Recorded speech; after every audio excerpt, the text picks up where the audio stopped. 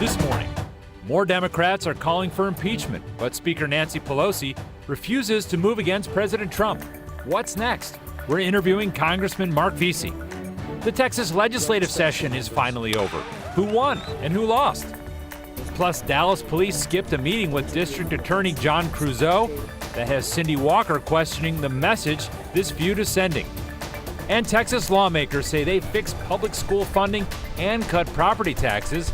What does all that really mean? State Representative Julie Johnson is here to explain. Inside Texas Politics with Jason Whiteley starts now.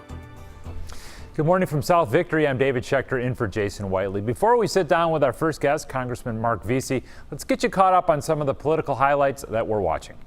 Early voting ends Tuesday for the June 8th local runoff elections. The campaign for Dallas mayor between Scott Griggs and Eric Johnson is the biggest local race.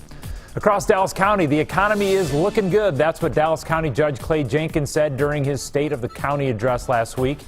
DFW led the whole country in job creation for the third year in a row.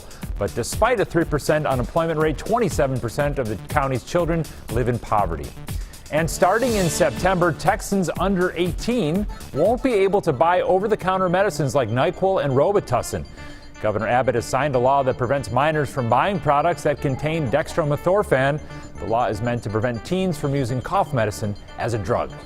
Now to Special Counsel Robert Mueller's first public remarks. Last week, he said his investigation had not exonerated President Trump of obstruction of justice. This prompted a growing number of Democrats to call for impeachment. But House Speaker Nancy Pelosi has resisted moving against Trump. And in studio with us this morning is Congressman Mark Vesey, a Democrat from Fort Worth. And joining the questioning, as always, is Bud Kennedy from the Fort Worth Star-Telegram. Good morning, Dave. Good to be with you guys. Bud. So, I mean, just a super basic question, but what did Mueller say?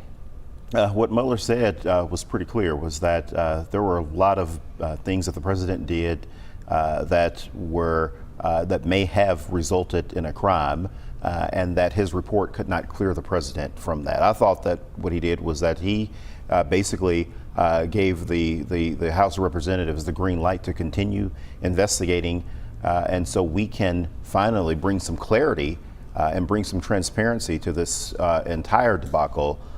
So the American public can finally know what happened. It's obvious that the president did a lot wrong, and it's in the report.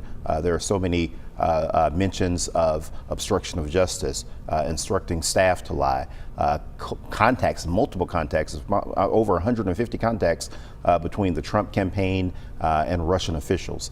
This is bad. And we still don't know the truth behind everything, and obviously we still need to continue to press forward. No one is above the law, not even the President of the United States, and we need to gather all the facts so we can present them to the American public. Well, Mark, you used the word bad. Did you hear something impeachable? I certainly think that there are things in there that certainly could rise to that level. When you hear the special report and Mueller, in his own words, say that the report could not clear the president. So that means that the president certainly could have committed crimes. Now, if in order to move forward with impeachment, obviously, you have to make sure that everything is done proper and in order. If you go back to when Jack Brooks, former congressman, late congressman from Beaumont, a lot of people forget that he was the person in the House of Representatives that actually was getting ready to present the articles of impeachment the day of, or maybe the day before President Nixon resigned, and it was carefully studied. The articles that were used fit specifically to the crimes that he thought that the president committed, and in order to even get to that point, there has to be further investigation. There has to be more hearings. I think that we need to hear from Mueller himself, so we can again present this to the American public and have the confidence of the American public moving forward on something like impeachment, because as you know, it can be a very divisive subject. Sure. So it's like Senator Kamala Harris said, this is basically a referral for impeachment. That was the way she saw that. You have not, I should just say, what is your position on impeachment? Can you support impeachment? Before I can say that, again, I want to be presented all of the facts. If you go Do you back think to, you're going to get more facts than are available now? Because that report is pretty. I think that there's broad. I still think that there's a lot that we need to know. I think that we still need to be able to look into the president's finances. That has not been 100% presented to us. But so the There's a scope lot of what's in the Mueller report is not enough. I think that, again, that there needs to be hearings. We need to be able to question the special prosecutor in this case to find out more about what's in the report to be able to make everything fit. I think that just, going immediately into impeachment, certainly is not something that anyone should take lightly. We need to make sure that all of the facts are lined up and that the American public knows that we know that the facts are lined up and that we have their full confidence, because I do think that the American public wants some transparency, and they really wanted for us to be able to get behind this, but they want to know the truth. Okay. Obviously, a number of the Democrats want to go ahead with impeachment. Speaker Pelosi kind of holding the reins at this point. You've always backed away from saying you want impeachment. What steps do you see as needed now when you go back to Washington? There are some Democrats that would like to move forward with impeachment, but when we had our caucus meeting, it was clearly nowhere near a majority that thought that we should go ahead and move forward with this. Again, I think that there needs to be a lot of things that need to be in place, and I think that we need to build.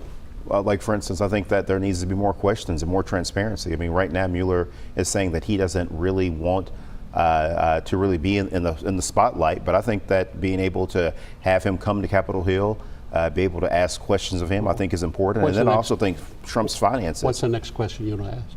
I think that the next question is that people on the Judiciary Committee would obviously ask, which I'm not a member of, is, okay, walk us through this. Make the American public understand exactly what happened, what did not happen. I think that between a lot of the talk shows and the AM dial, that there's a lot of uncertainty out there and really a lack of transparency. And better explanation of a better, telling of the story? Because he says the facts aren't going to change. Is this story not been told well? It's not that the story hasn't been told well. I think that it's being told from a lot of different perspectives.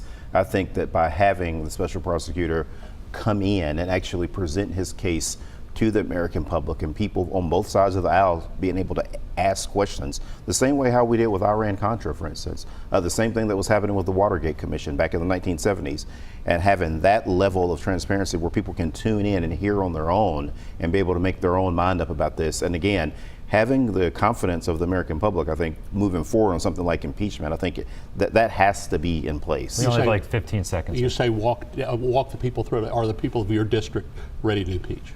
That is a good question. There's the people in the district that I represent are worried about things like being able to pay bills at the end of the month. People are worried about economic issues more than anything else. Thank you very much for joining us. Yeah, absolutely.